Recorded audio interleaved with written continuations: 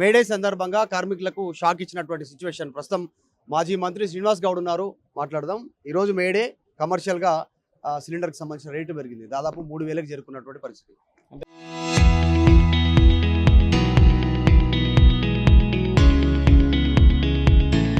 ప్రభుత్వం కార్మికులకు ఇచ్చిన గొప్ప గిఫ్ట్ కానుక అన్నమాట. జనరల్గా ఎక్కడైనా ప్రపంచంలో మేడే అనగానే కార్మికులకు సంబంధించినటువంటి ఇన్సూరెన్స్ ఇద్దామా, లేకపోతే వాళ్ళకి ఏదైనా హాస్పిటల్ పెడదామా, వాళ్ళ కార్మిక పిల్లలు చదువుకుంటూ ఒక పాలసీ తీసుకొద్దామా, ఆరోగ్య పాలసీ తీసుకొద్దామని చేస్తారు.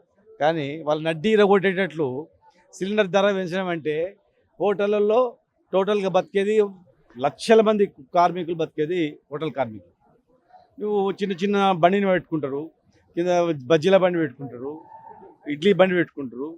బతుకుదెరువు సిలిండర్ మీదనే ఉంటుంది. లక్షల మంది బతుకుదెరువు అంతా కూడా.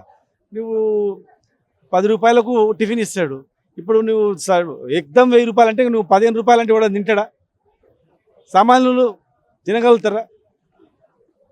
ప్రతి ఒక్క మనిషికి ఉపయోగపడేది ఇది.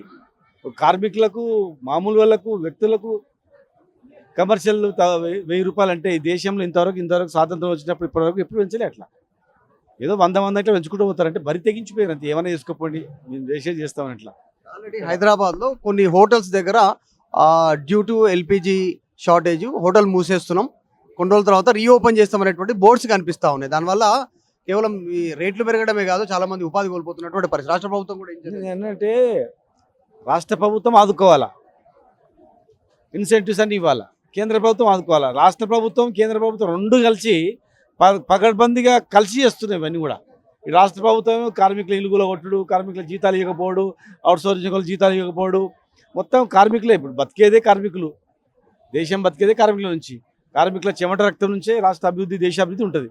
కానీ ఇలా దురదృష్టం ఏంటంటే శ్రామికులకే కష్టాలు ఉన్నాయి, ధనవంతులకు ఏం ప్రాబ్లం లేదు.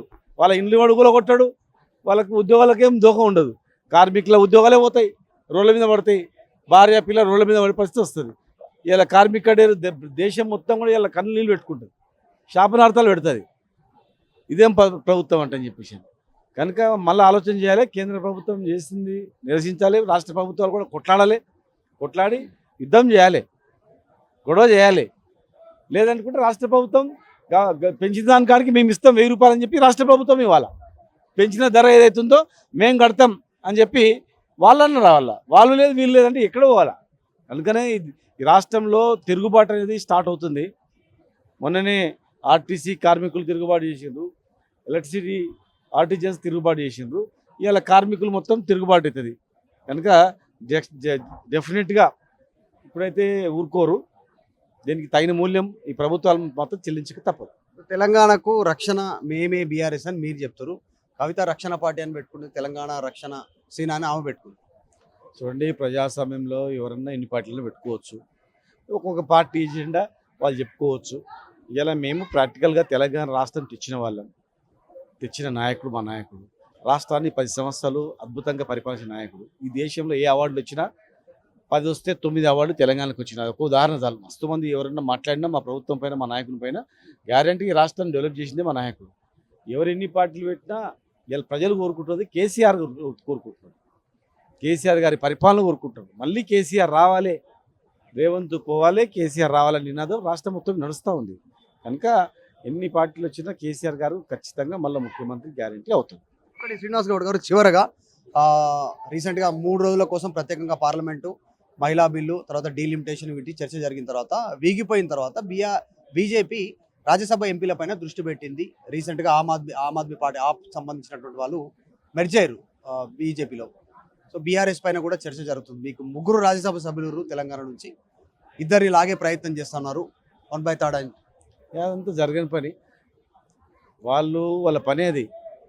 గెలిచిన వాళ్ళని గుంజుకోవడం, భయపెట్టేయడం, కేసులు పెట్టడం, వ్యాపారాలు ఉంటే వాళ్ళని బేరియడం, లొంగ తీసుకోవడం, ఇది తప్ప ఏం లేదు.